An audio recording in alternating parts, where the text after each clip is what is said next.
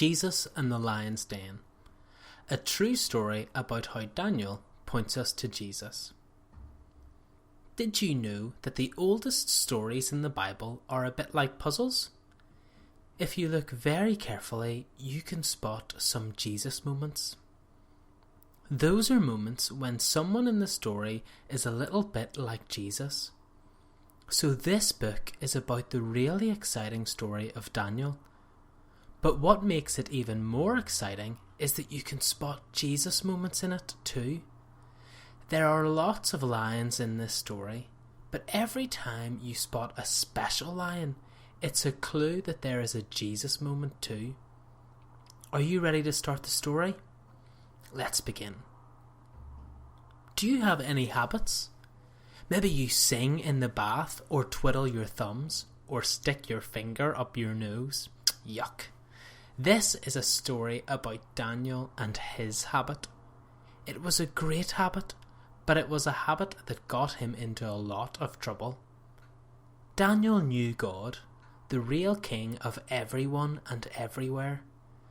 Daniel loved God very much. So, 3 times a day, Daniel knelt down by his window and prayed to God. Prayer is talking to God.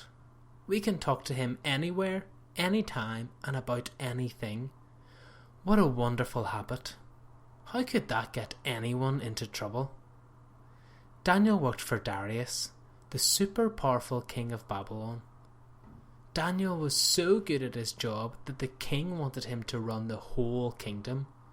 But the other people who worked for King Darius didn't like Daniel, and they didn't like the God he prayed to. So, they decided to get Daniel into trouble with the king. There was just one problem with their plan. Daniel had done nothing wrong. Nothing. But then they thought of something. They could use Daniel's habit to get him into trouble. Daniel's enemies got King Darius to make a new law. It said that for 30 days no one was allowed to pray to anyone except for the king, and if anyone broke the law, they would be thrown into a den full of huge, hungry lions. Oh no! What would Daniel do?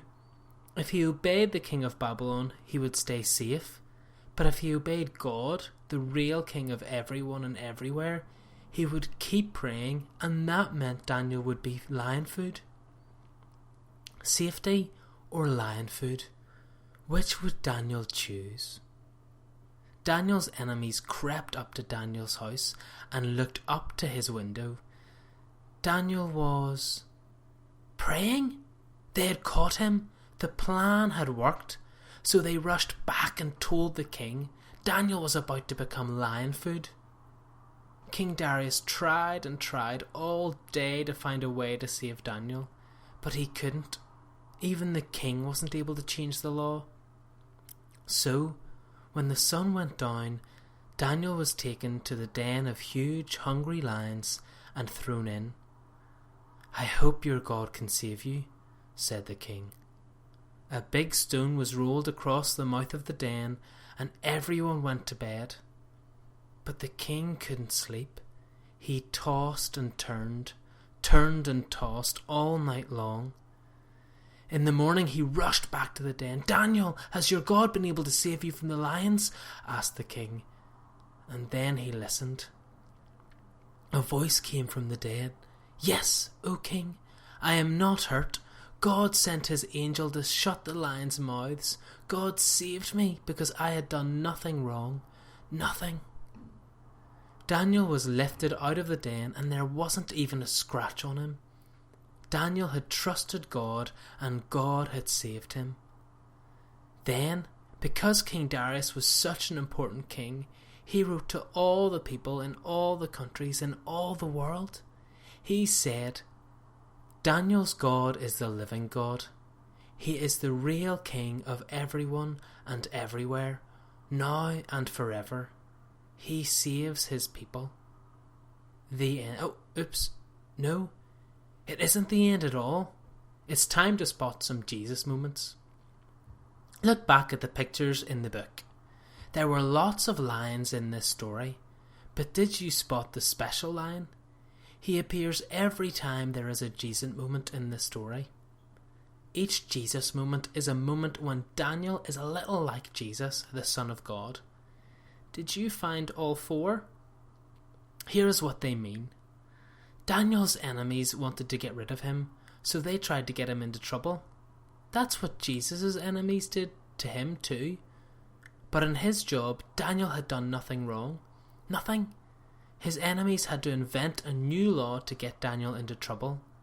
In his whole life, Jesus had done nothing wrong. Nothing. So his enemies had to tell lies about Jesus to get him into trouble. When Daniel heard about his enemy's plan, he knew he was going to be arrested and thrown to the lions. What did he do? That's right, Daniel prayed. When Jesus knew he was going to be arrested and killed on a cross, what did he do? He prayed too. Did Daniel die in the den of lions? No, the lions were very hungry and Daniel was as good as dead. But God, the real King of everyone and everywhere, brought Daniel out of the den. Did Jesus die on the cross? Yes. Jesus really was dead. But then God brought his son out of death. And do you know something amazing? God promises to bring all of his son's friends out of death and into life with him too. Can God really do that? Yes, he can. He's done it before. So, one day, all of Jesus' friends will live with him forever and ever. And for now, we can enjoy the same habit Daniel did. We can talk to the real King of everyone and everywhere, every day. The end.